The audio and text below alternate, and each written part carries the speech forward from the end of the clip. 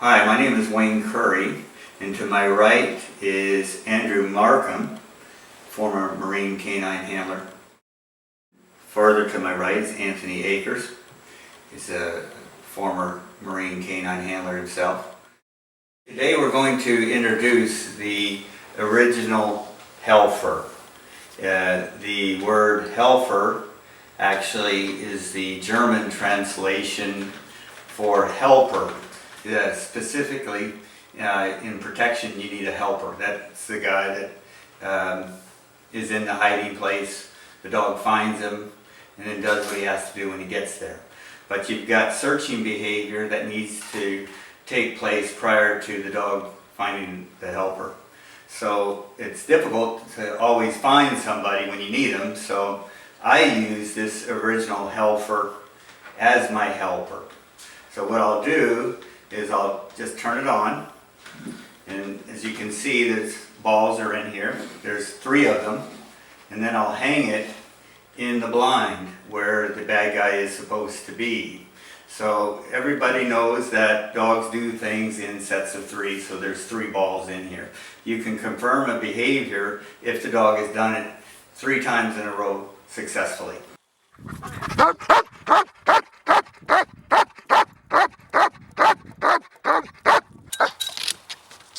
Let's aus dran.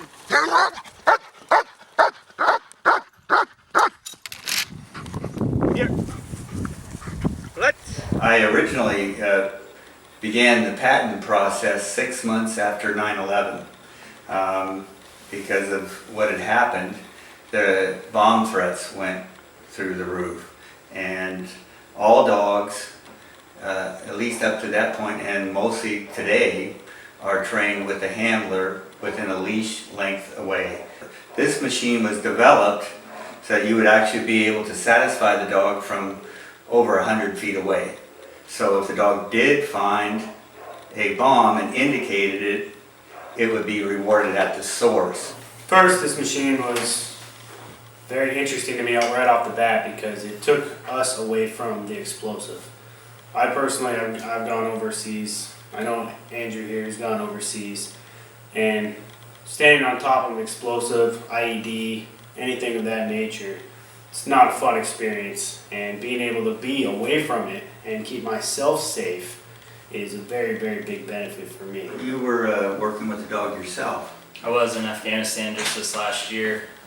We had started an off-leash program, and that was one of the reasons we were so successful, but we were still working on tweaking it when we got back to get it to the point where we needed it to. And I think with the help of this machine, using all positive reinforcement to get the dog to go out and actually want to search on its own, this machine is definitely going to help and further that distance that we'll be able to get away from the dog when it does respond on an IED. You know, I believe that this machine will revolutionize the way dogs are trained in general.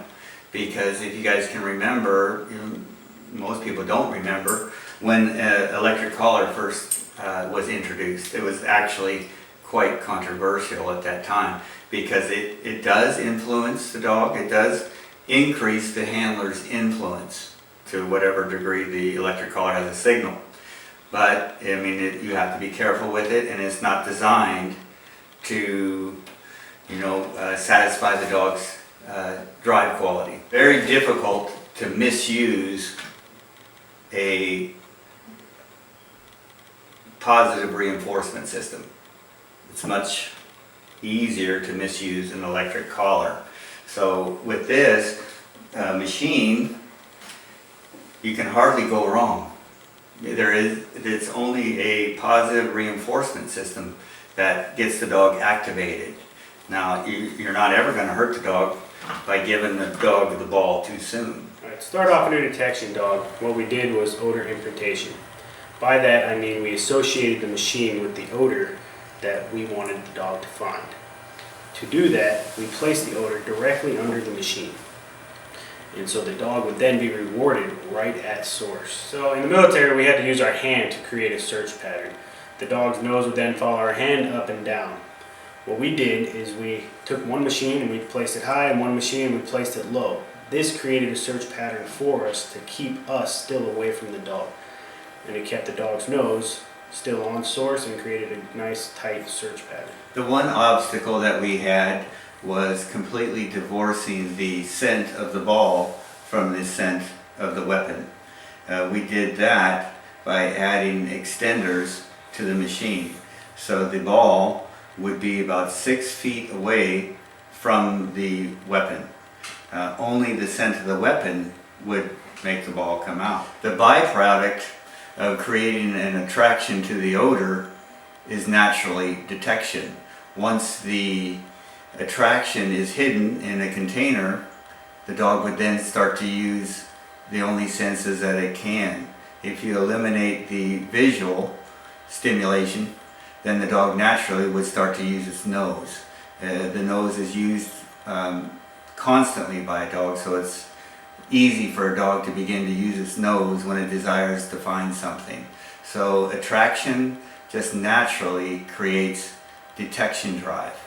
Before we move away from the system we developed, we need to proof the dog. We do that by adding distractions. The attraction of the weapon needs to be higher than any other source. We're using balls to reward the dog, so we put balls within containers. We put the dog's own dog food that it eats every day within containers.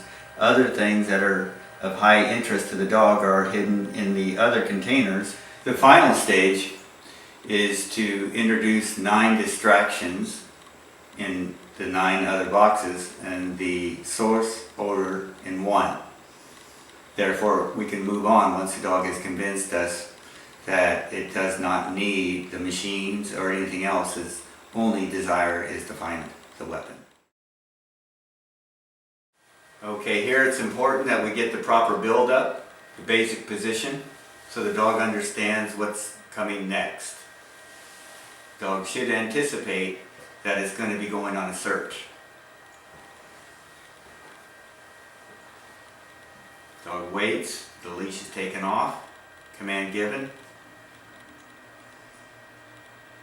Hits the first box, is not totally convinced it's not a strong odor, so it starts checking all the different boxes to reassure itself that it's not somewhere else. And here we see the dog pushing and expecting a reward from the handler. But the first time out, she wants to convince herself that that is correct, that that is a weapon.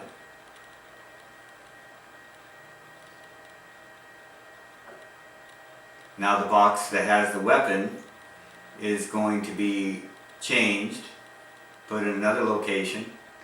The last location where the weapon was is going to be hamburger. So you would expect the dog to go to this location immediately just from memory, expecting the weapon, because that's where it was last time. Smells the dog food, ignores it, continues right and left, goes back again, oops, and indicates. With a passive indication, very strong indication, and as you can see, there is no longer a dependency on the machine. But yet she stays focused at the source. So again, we'll change the position of the weapon, put it in the ankle position. The last 2 have been done in a sit position. So we're going to put the actual balls where the weapon was last time, and then give the dog the command to search again, and she should go to where the weapon was last time. But she doesn't. She goes, finds the weapon immediately in the down position to indicate it is down. This is most likely attributed to the direction of the wind. It was a very quick indication. We want the dogs to use all of their senses. Here again, balls, which are the primary reward for the dog, back in the position where it located the weapon last time. So again, you would expect the dog to go directly to it. But it checks it and moves on.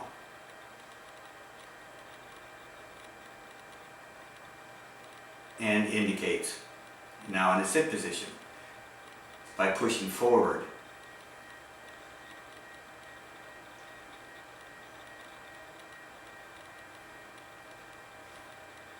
There we go again. See, the dog's play drive is what is motivating it to perform, to always find the weapon. No matter where it's placed, the dog is looking for the weapon. No matter what is inside the other containers, the dog is still looking for the weapon. So far, I believe we've had excellent results by uniting what we know and what we do together to move on to the next steps, and we're looking forward to a complete finalization of a new revolutionary way to train dogs across the world.